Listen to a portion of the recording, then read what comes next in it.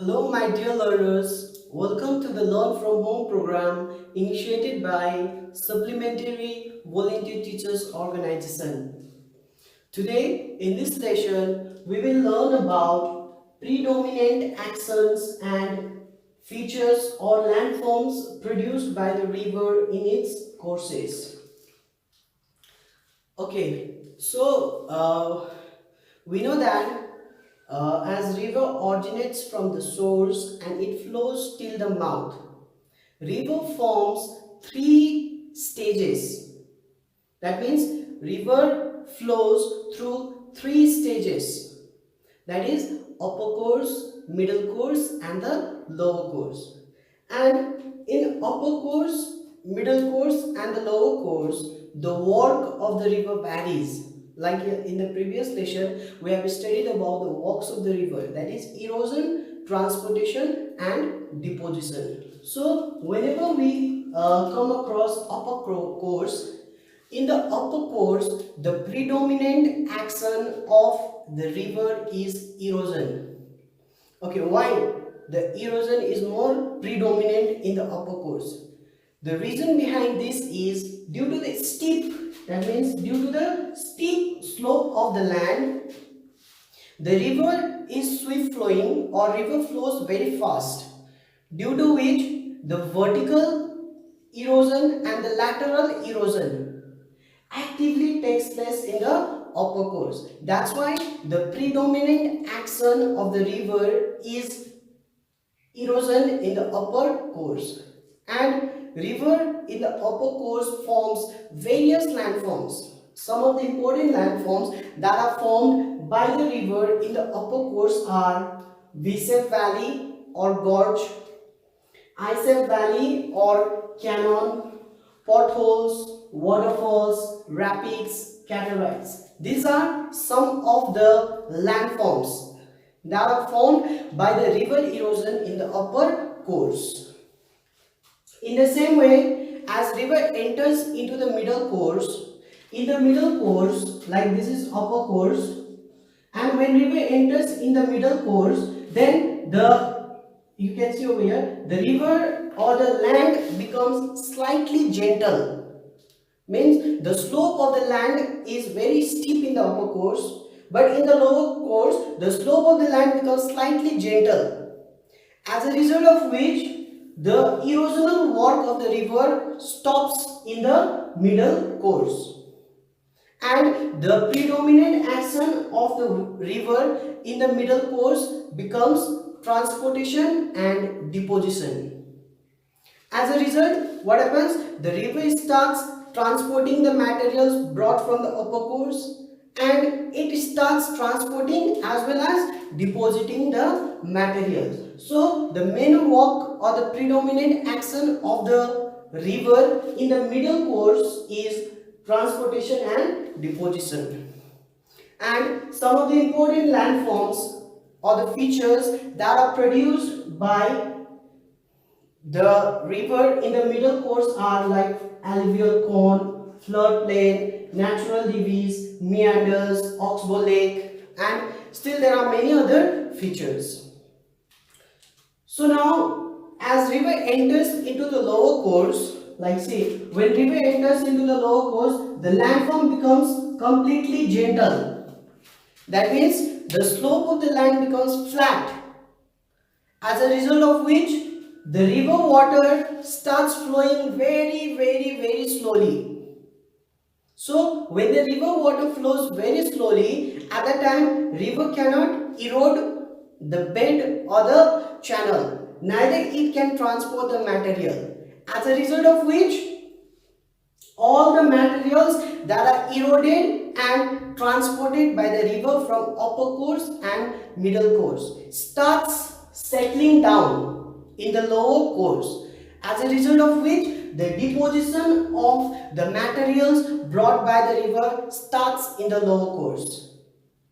That means the predominant action of the river in the lower course is deposition. And some of the depositional landforms formed by river are braided river, sandbar and deltas.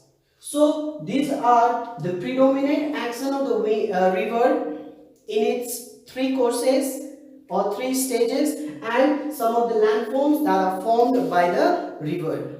So in the upcoming lesson, we will learn in detail about the landforms formed by the river in the upper course, landforms formed by the river in the middle course, and landforms formed by the river in the lower course. So when we learn about those lessons, at that time I will explain you all about Viscid Valley or Gorge or Asep Valley or Braided River or any landform we are talking about now.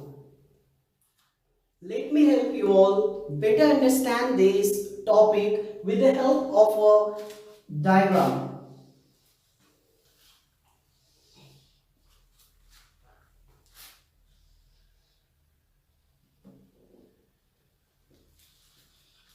Okay. For example, if this is upper course, middle course and the lower course. Now see, in the upper course the land is very steep. In the middle course the land is gentle or gently sloping, whereas in the lower course the land is flat. So now in these three courses, when the river flows in the upper course as well as in the middle course and in the lower course, so due to the steep slope of the land in the upper course, the river undergoes erosion.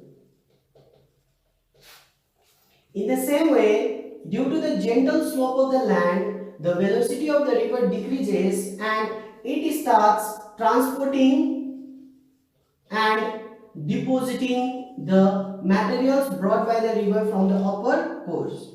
And finally, in the lower course, the river flows through flat land, as a result of which river can neither undergo erosion nor transportation. The only work the river can perform in its lower course is deposition.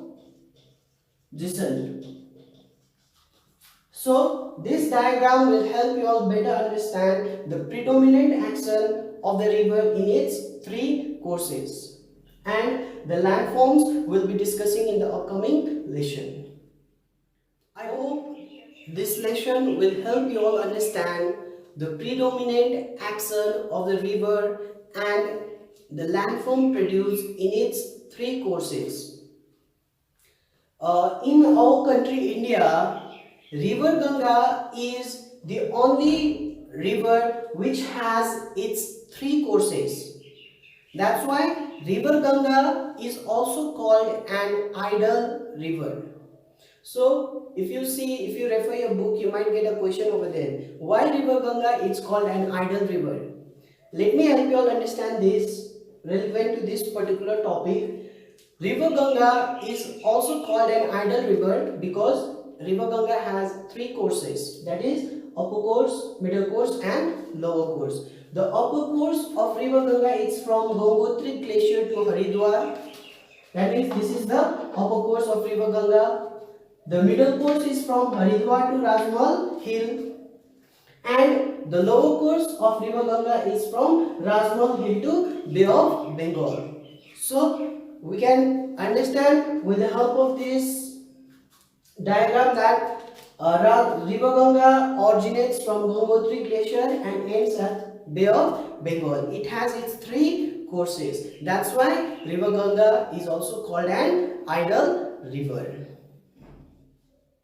As river flows through its three courses, the river erodes and transports maximum amount of sand, silt and sediments from the upper course and the middle course, and finally all the materials that are brought by the river starts depositing in the lower course.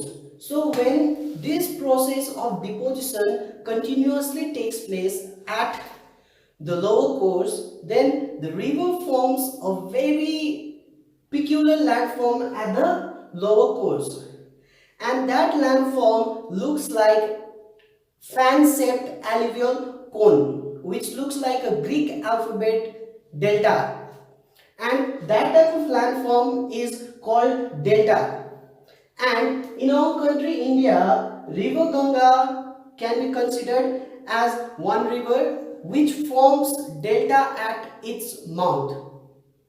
And there are several reasons that are responsible for the formation of delta at the mouth of the river.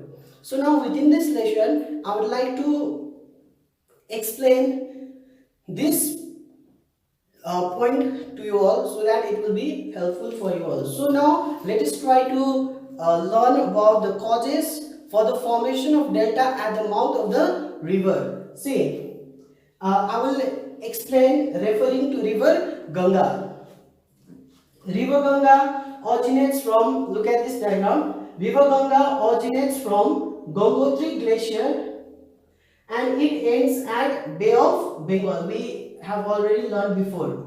So the length of the river Ganga is very long. That means the course of river Ganga is very long. It is approximately 2530 kilometers. That means the length of river Ganga is very long. So the first cause that you should remember is the course of the river should be very long, so that it can erode maximum materials, transport materials and deposit all the materials. So the first reason is the river should have long course, and you can see over here river Ganga have many tributaries, like the longest tributary of river Ganga, that is river Yamuna, Ghagar, Gandak, Son, Kosi, and there are still many other smaller tributaries of river Ganga, which adds the amount of water in the river. It not only adds amount of water, but it also helps in the addition of sand, silt, sediments and many other things. So the second reason for the formation of delta is that a river should have many tributaries. See, river Ganga has many tributaries, that's why it forms delta at its mouth. So the second reason that you should, or the second cause that you should remember is river should have many tributaries. Okay, in the same way, as you can see over here, along the mouth of river Ganga, that is Bay of Bengal over here, in this area, the land is very flat. The land is very flat and the river is very shallow. It is not deep. It is very shallow. That means all the eroded material and the transported material from the upper course and the middle course can settle down at the beds of the river due to the flat or the shallow river beds. So you have to remember that the third cause or the reason that helps in the formation of delta is the river should be shallow. The river should be shallow at its mouth. The river should be shallow at its mouth. So this is the third reason. And the fourth reason you have to remember is that the river should not have the influence of the tides or the ocean currents. That means the mouth of the river should be free from tides and ocean currents. See, if the ocean currents will have the influence, then all the deposited material at the mouth will be flushed by the water. That means all the ocean water will enter into the river mouth. As a result, all the deltas that are formed will be eroded by the ocean currents or the tides. As a result, the delta formation will not be possible. That means the mouth of the river should be free of tides and ocean currents. Still, if you refer your book, you can find many causes for the formation of the deltas. But if you remember 3 or 4 points, that will be sufficient. So, in this session, I explained you all about total 3 topics. I hope you have understood this. Hope to see you all in the next class. Stay safe, stay learning. Thank you.